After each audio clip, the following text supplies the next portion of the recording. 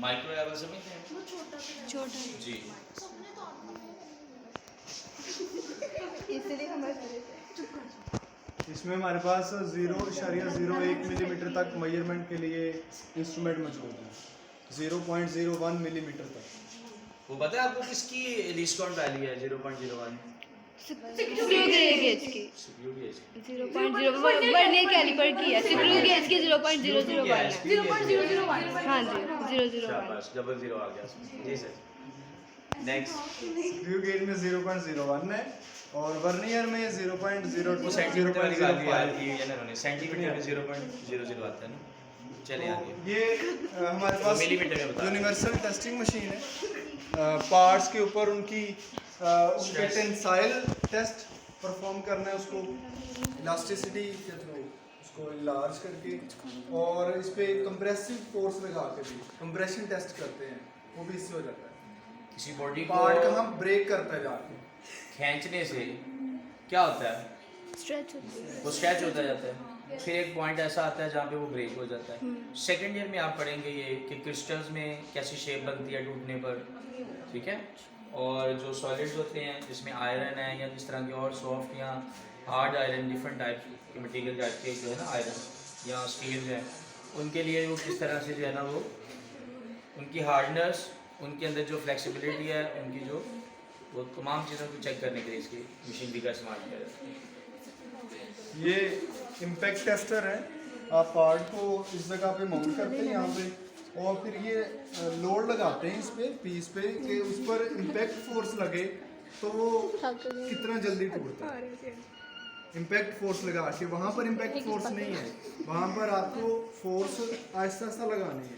इस पे impact load लगेगा, जैसे मिसाल के तौर पे गाड़ी है वो चल रही है, वो एक्सीडेंट का शिकार होती है, तो इम्पैक्ट उस पर फोर्स लगी है, इम्पैक्ट प्रेशर लगेगा सडन, तो उस वक्त क्या बिहेवियर है जब सडन कोई चीज़ स्ट्राइक करती है तो वो कितनी बियर रखती है टूटने में, ठीक है। तो ज़ाहिर गाड़ियों को मैन्युफैक्चर किया जाता है तो इस बात का ख्याल किया जाता है कि और बताया जाता है कि इतनी फोर्स, इतना मोमेंटम ये बियर कर सकती हैं एक्सीडेंट में, ठीक है। तो उसके चेकअप के लिए इस मशीनरी का इस्तेमाल किया जाता है। Impact tester.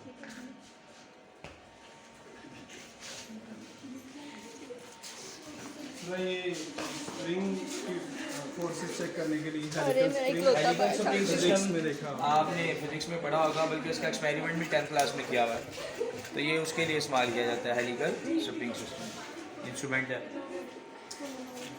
ये भी बैलेंस चेक करने के लिए reflection of curve bar operators है। यहाँ पर आपने अपने ये बार आपने कर्व वो कर दिए, आजकल देखिए हो कि अभी झूले बने हुए हैं ऐसे कर्व फॉर्म में बने हुए हैं घरों में, अक्सर घरों में बेटा रखा होता है छोटे सा ना, क्या कहते हैं उसको, काउच कहते हैं, जिसमें वो एक सीट सी बनी होती है, एक सिंगल पर्सन उसमें बैठ जाता है, और जो है ना उसकी शेप आपने देखी होगी, ये कर्व शेप होगी, ये नजर आ रही है, ये कर्व शेप। तो ये कर्व शेप कितना स्ट्रेस बियर कर सकती है, कितना वेट बर्दाश्त कर सकती है, ये चेक करें। इसको चेक करने के लिए ना, ये देख रहे हैं ये जो कर्व शेप है, इसका वेट बियर कितना कर सकती है, उसके लिए अब फर्ज करिए मेरे जैसा बंदा उसमें बैठ जाता है, तो ये अब उसको बियर ही ना कर सके तो ये तो टूट जाएगी, ठीक है ना।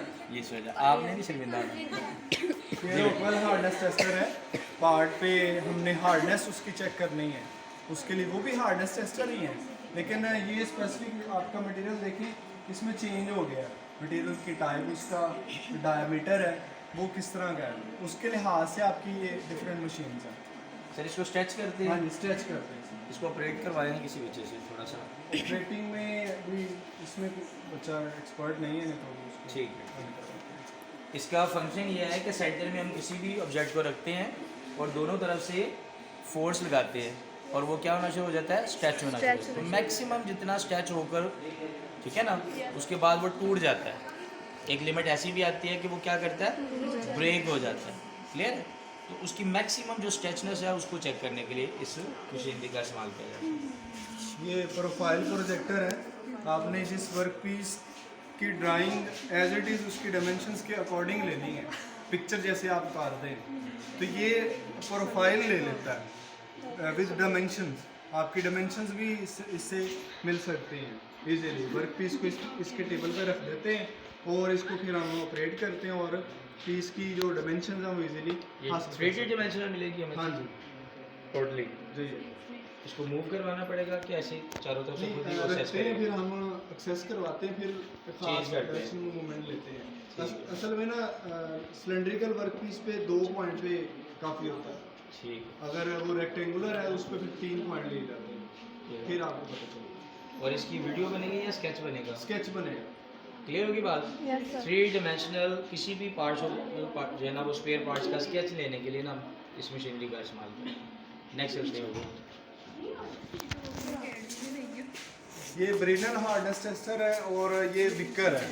इन दोनों पे आपको कोई पार्ट है उस पे उसके किसी ख़ास हिस्से को चेक करना चाहते हैं, उस पर Press करें। कितनी फोर्स लगेगी, बियर करेगा वो, क्योंकि मटेरियल के लिहाज से होता है ना, वर्क पीस की शेप के लिहाज से।